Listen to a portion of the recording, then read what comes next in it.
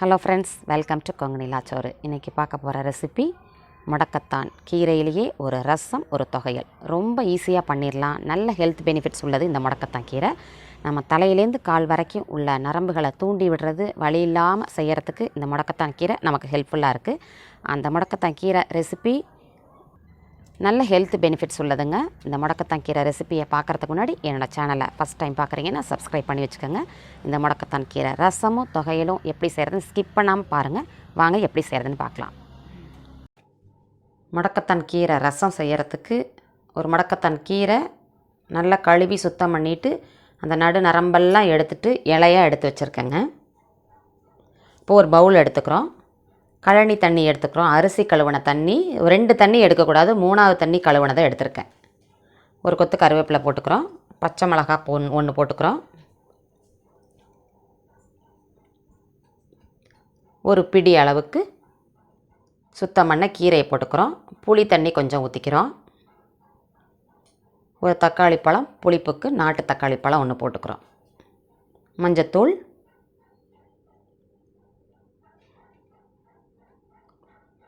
தேவையான அளவு உப்பு கொஞ்சம் போட்டுக்கிறோம். இந்த இலையாக போடுறப்ப அப்படியே கொதித்து கொஞ்சம் வெந்துடும். கொதிக்கிற வரைக்கும் வெயிட் பண்ணலாம். நல்லா கொதிச்சுட்டு பாருங்கள். இதுலேயே இந்த சாரெல்லாம் நமக்கு வந்துடும். ஆறுற வரைக்கும் வெயிட் பண்ணலாம். 1 டீஸ்பூன் மிளகு, 1 டீஸ்பூன் சீரகம், ஒரு 10 பல் பூண்டு, ஒரு காஞ்ச மிளகாய். அந்த கீரை கசப்பாக இருக்கிறதுனால கொஞ்சம் காரமாக இருக்கணும்.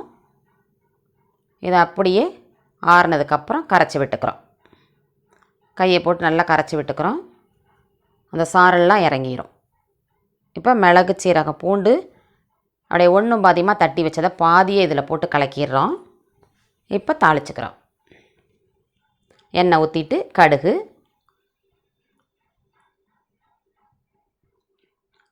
கொஞ்சம் பெருங்காயம் போட்டுக்கலாம். கருவேப்பிலை கொஞ்சம் போட்டுட்டு அந்த இடித்து வச்சுருக்க பவுட்ரு பாதி இருக்கும், அதையும் போட்டு நல்லா பொரிய விடணும். அந்த பூண்டு வாசத்தோடு நல்லா டேஸ்ட்டாக இருக்கும் ரசம். பொரிஞ்சதுக்கப்புறம் கரைச்சி வச்சுருந்த ரசத்தை எடுத்து போட்டுக்கிறோம்.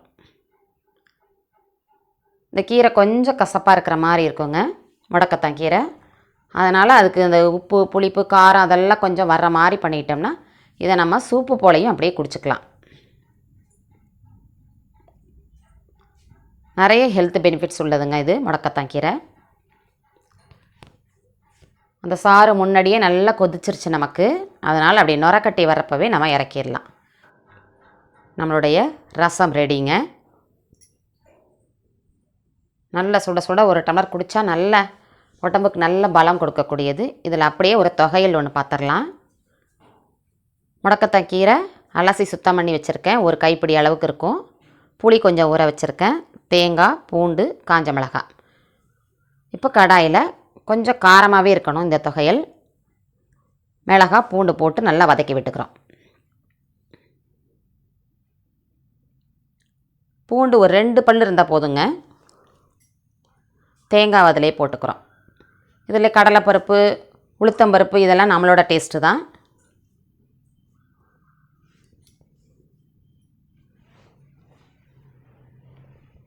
நல்லா ஃப்ரை பண்ணி அது தனியாக எடுத்து வச்சுட்டு ஒரு டீஸ்பூன் அளவுக்கு எண்ணெய் விட்டுட்டு அந்த புளி ஊற வச்சுருந்தது இருக்குது பாருங்கள், அதை போட்டோம்னா கொஞ்சம் நல்லா நமக்கு மிக்சியில் அரைக்கிறப்ப ஈஸியாக இருக்கும். அது கூட இந்த கீரையும் போட்டு ஒரு 2 பெரட்டு பெரட்ட வேண்டிதான்.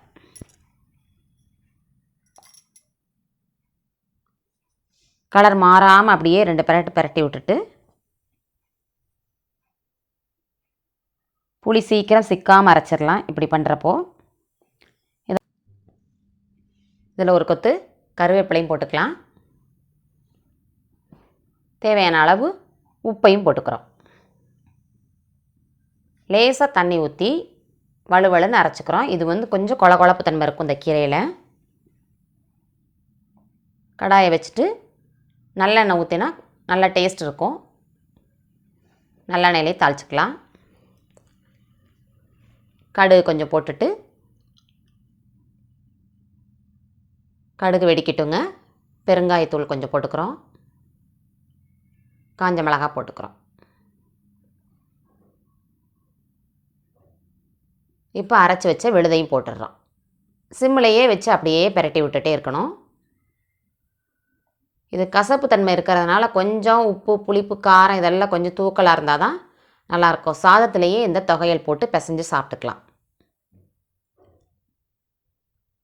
இப்போ எண்ணெய் பிரிஞ்சு வர ஸ்டேஜில் கொஞ்சோண்டு சர்க்கரை, நாட்டு சர்க்கரை போடுறேன். அந்த கசப்பு அந்தளவு தெரியாது. பழகிட்டால் தெரியாதுங்க. ஃபஸ்ட்டு சாப்பிட்றப்ப கொஞ்சம் கசப்பாக இருக்க மாதிரி இருக்கும். நம்மளுடைய தொகையல் ரெடி ஆயிட்டுங்க.